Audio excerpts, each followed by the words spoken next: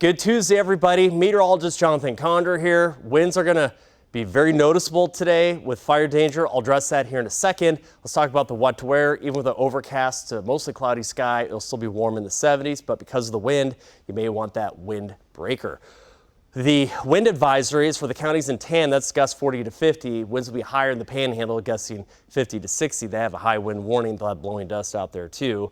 Now, obviously, fire danger today is pretty bad, but it is the absolute worst in western Oklahoma where there is a red flag warning.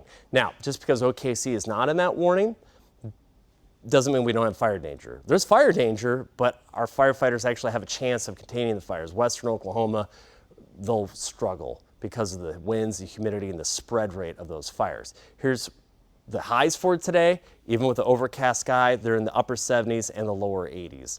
All right, what do you need to know? Humidity drops Wednesday. That means fire danger goes up Wednesday for OKC, and we have more fire danger on Thursday. So what do you have to do? Come back, pay us a visit later this afternoon, maybe get home from work, 4, 5, 6, and 10 p.m. Meteorologist Joseph Neubauer, he's in. He'll be tracking those fires, and he'll have your updated 5+5 day.